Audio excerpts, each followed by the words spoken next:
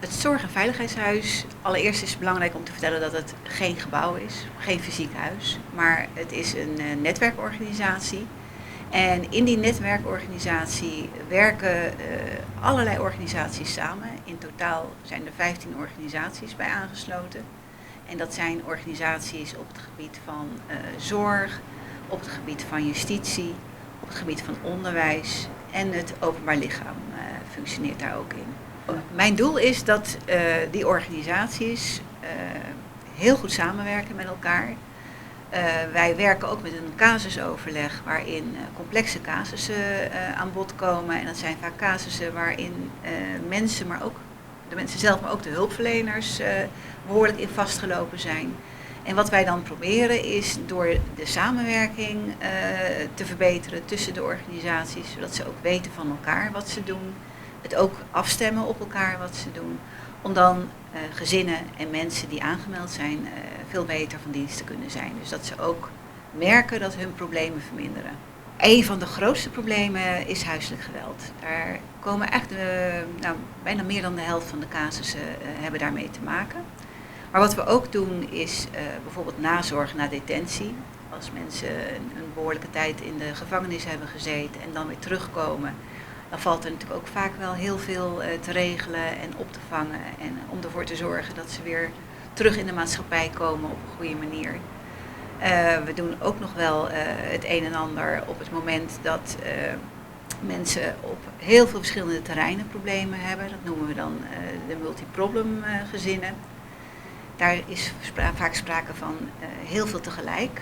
En bijvoorbeeld schulden, slechte huisvesting, armoede en ook vaak problemen in de opvoeding van kinderen. Nou, daar proberen we dan ook alle organisaties weer goed bij elkaar te krijgen om de juiste hulp te verlenen en ook niet langs elkaar heen te werken. We proberen het zo kort mogelijk te houden. Hè. We hebben een overleg waarbij we dan ook allemaal afspraken maken. We spreken ook af wie de contactpersoon is. Dat noemen we dan de casusregisseur. En die let op dat de afspraken nagekomen worden. En die bepaalt ook op een gegeven moment of zeg maar het gezin weer opnieuw besproken moet worden. Of dat het eigenlijk wel goed gaat met de hulp.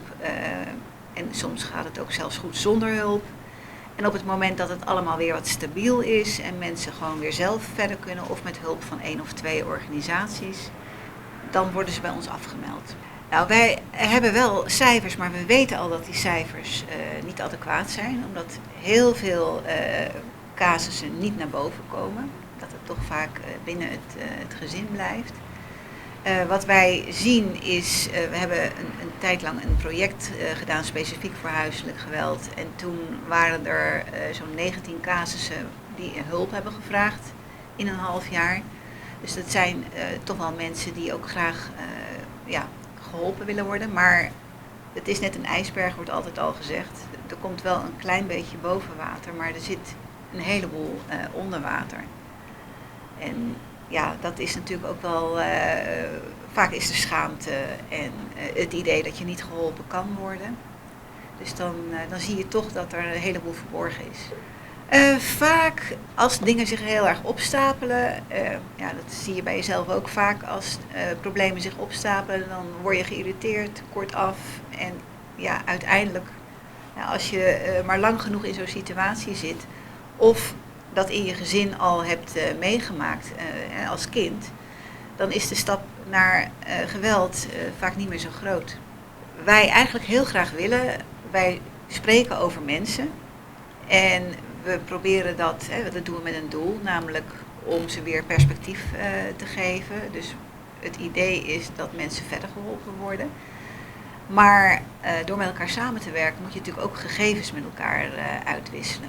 En dat willen we doen op een manier die zorgvuldig is. En daarom hebben we ook in 2015 een convenant getekend met alle organisaties die bij het Zorg- en Veiligheidshuis aangesloten zijn. Dat was een convenant voor 4 jaar. En nu hebben we dat weer vernieuwd. Ook omdat we vinden dat we ook met de tijd mee moeten gaan. En er zijn ook allerlei nieuwe regels ook in Nederland gekomen.